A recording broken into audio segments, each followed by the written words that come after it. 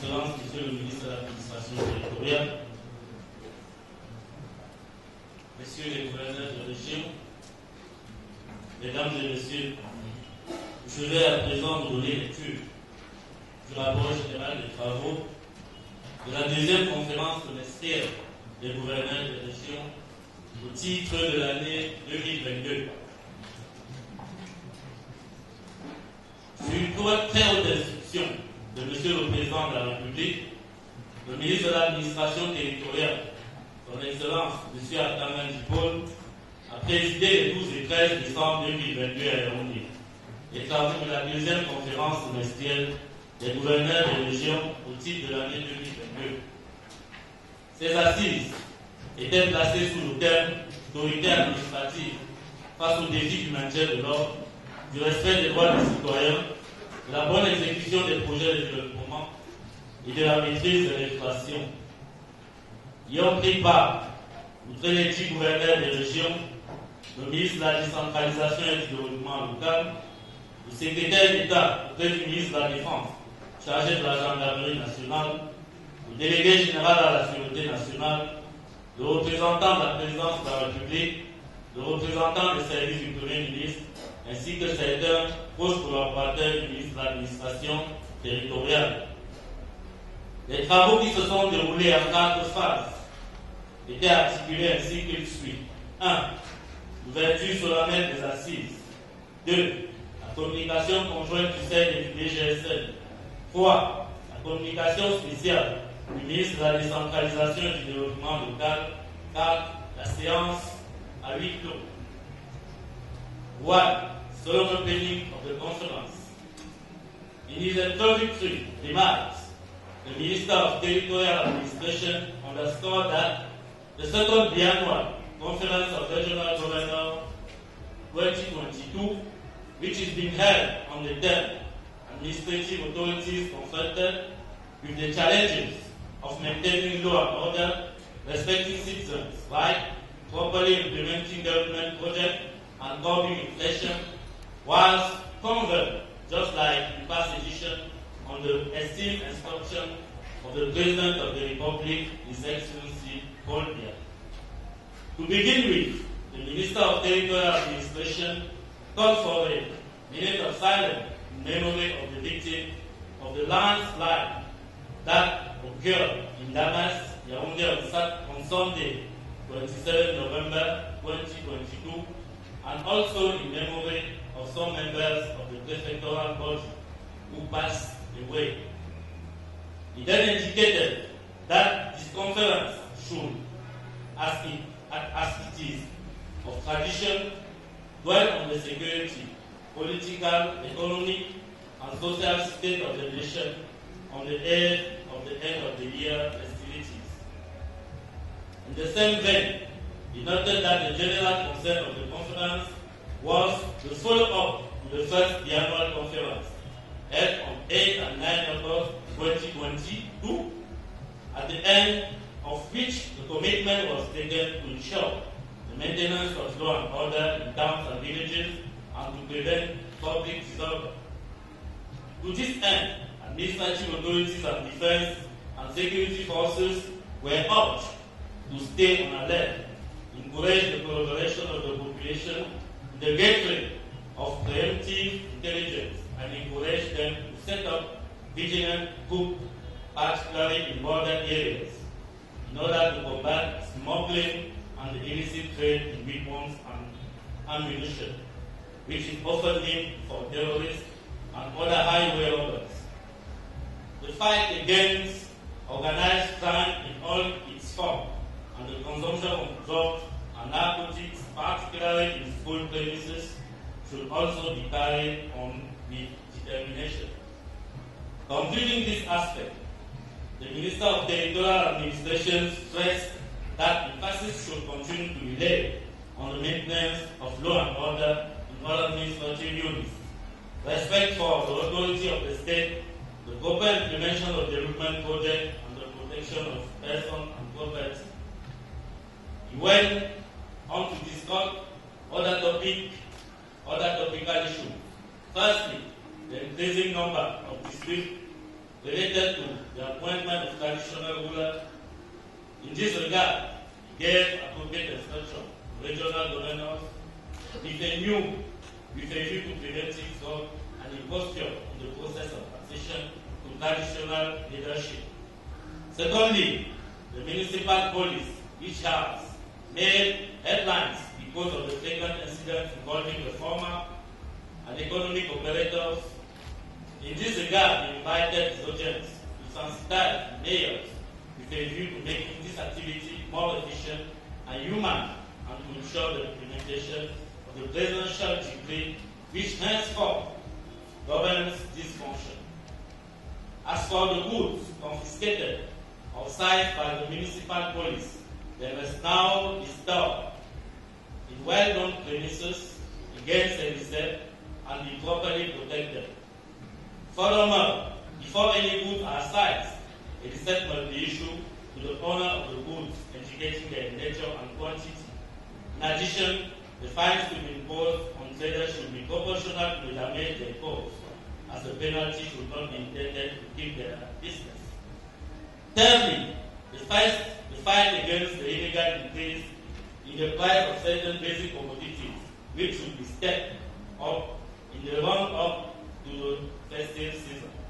On the basis of the above, the Minister of Territorial Administration summarized the esteemed instruction of the President of the Republic addresses to the administrative authorities, notably to ensure the maintenance of law and order, respect for the authority of the state, the supervision of the activities of political parties and NGOs, the proper implementation of mayor development projects, the fight against the high cost of living, the fight against organized crime and all its forms, the fight against instability and human disorder, the fight against land grabbing for speculation purposes, the promotion of individual freedom and the strengthening democracy, which must always be reconciled with public order and the higher interest of the state.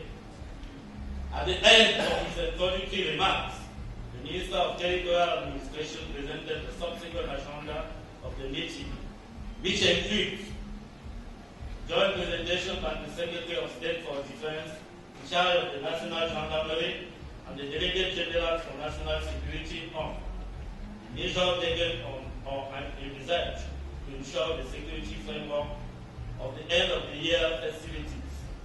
The presentation by the Minister of Decentralization and Local Development on the progress of decentralization in Cameroon, in camera session with the regional governors. He then declared open the proceedings of the second biannual conference. 2. La communication conjointe du CED et du DGSN. La communication du secteur d'État à la défense chargée de la gendarmerie nationale portait sur le thème d'évaluation de la situation sécuritaire du pays. De prime abord, le CED, après avoir fait observer que la situation du pays est globalement stable et sous contrôle à 2 semaines de la fête de la Nativité, a indiqué que le dispositif de lutte contre la criminalité et toutes les velléités d'atteindre à l'intégrité du territoire national, les forces de défense et de sécurité, actuellement déployées aux 4 coins du pays, a permis de relever ces derniers mois de nombreux challenges sécuritaires au rang desquels 1. Déroulement sans encombre sur le territoire national des rentrées scolaires et universitaires. 2. La couverture sans heure de la journée du 1er octobre dans les régions du nord-ouest et du sud-ouest. 3. La célébration réussie, notamment dans les régions en crise, du 40e anniversaire de l'accession du président Paul Biya à la magistrature suprême. Et 4. La reprise notable des activités socio-économiques et de certains projets majeurs dans le nord-ouest, le sud-ouest et l'extrême nord, avec une collaboration davantage marquée des populations locales avec les forces de défense et de sécurité.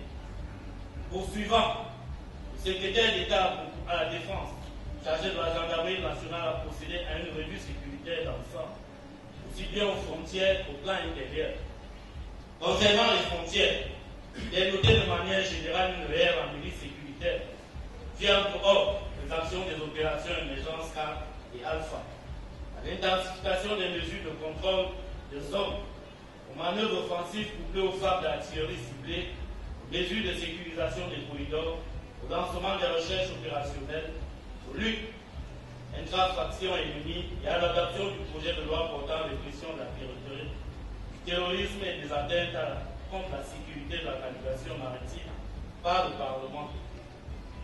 Les points donc méritent cependant d'attirer une attention particulière à-t-il relevé, au rang desquels la régénération des leaders djihadistes, le renforcement de la présence du groupe province de l'État islamique en Afrique de l'Ouest, aux alentours du lac Tchad, les incursions de prédation du groupe chasse héritier de l'idéologie de Boko Haram, les velléités de violence intercommunautaires entre les communautés arabes et musulmanes, la situation des réfugiés centrafricains à l'est et dans les grandes métropoles, la sortie des eaux du fleuve Dogo et son lit et les inondations entraînées par la forte pluviométrie. Au plan intérieur, notamment dans les régions du nord-ouest et du sud-ouest, la mise en place d'un dispositif dédié, police, gendarmerie, armée, sous la couverture sécuritaire du projet de construction de la route Babadjou-Mamenda et plus généralement du plan présidentiel de reconstruction de ces deux régions. La franche collaboration de la population avec les forces de maintien de l'ordre et de sécurité, les poursuites judiciaires engagées par les États-Unis d'Amérique contre certains leaders séparatistes de la diaspora pour faire de collecte de fonds et d'achat d'armes à des fins criminelles. L'instrument de nombreux cas de reddition participe également à l'amélioration de la situation sécuritaire. Il est envisagé le renforcement des effectifs sur le terrain et l'acquisition de nouveaux équipements afin de mieux protéger les hommes et d'améliorer leurs conditions de travail. Dans les régions d'Adamawa et du Nord, la sécurité est essentiellement menacée par les demandes de rançon. Cette menace est jugulée dans le cadre des opérations Adano et Émergence, a-t-il indiqué. Dans les grandes métropoles, notamment Yaoundé et Douala, outre les mesures habituelles déjà mises en œuvre au quotidien, les forces de sécurité accordent une attention toute particulière à la menace rampante relative aux engins explosifs. Cela explique la mise sur pied au sein de la gendarmerie nationale de la commission interagence de lutte contre les engins explosifs improvisés sur le territoire national entre les experts du ministère de la Défense, de la Sûreté nationale et de la DGRE pour la coordination des actions sur le terrain et le partage des renseignements. Les actes de cybercriminalité, la détention, la consommation et la vente de stupéfiants, ainsi que l'utilisation d'armes lourdes qui sont récurrents. La rupture dans la fourniture de certains services sociaux, les questions de prédation foncière, les retards dans l'exécution de certains projets, la relance imminente du cycle électoral sont également des menaces à ne pas ignorer, a-t-il indiqué. Afin de préserver l'ordre public, la gendarmerie nationale a édicté un certain nombre de mesures sécuritaires à caractère général et particulier. Les mesures d'ordre général consistent notamment en 1. La reconstitution du potentiel humain par le désengagement des personnels distraits dans les services et autres missions non prioritaires, ainsi que la suspension des permissions et congés et le quartier consigné du 5 décembre jusqu'au 5 janvier pour l'ensemble des personnels de l'armée. 2. L'activation de concert avec le délégué général à la Sûreté nationale d'un état-major mixte police-gendarmerie permanent. 3. La réactivation de l'état-major de coordination sous la supervision du général de brigade, directeur central de la coordination. 4. L'intensification de la recherche du renseignement prévisionnel d'origine humaine et électronique. 5. La densification et la multiplication des patrouilles diurnes et nocturnes. 6. La surveillance des zones de grands rassemblements, que ce soit les abords des lieux de culte pour les célébrations de Noël, les marchés ou encore les sites retenus pour les foires et autres manifestations culturelles. 7. L'optimisation des contrôles dans les barrages mixtes aux entrées et sorties des grandes métropoles. 8. L'organisation d'opérations de bouclage et de contrôle de zones en liaison avec les autorités administratives locales. Et 9.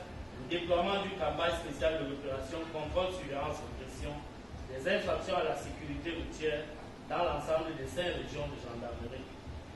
Les mesures d'ordre particulier se rapportent, quant à elles, à chaque région administrative. Ainsi, dans les régions du nord-ouest et du sud-ouest, des mesures spécifiques relatives à la maîtrise de la violence et à la conduite en cours des opérations émergence 2 et 5, et ces restos restent d'actualité et seront renforcés. Dans la partie septentrionale, un accent est mis sur le renseignement prévisionnel et les contrôles aux frontières, en harmonie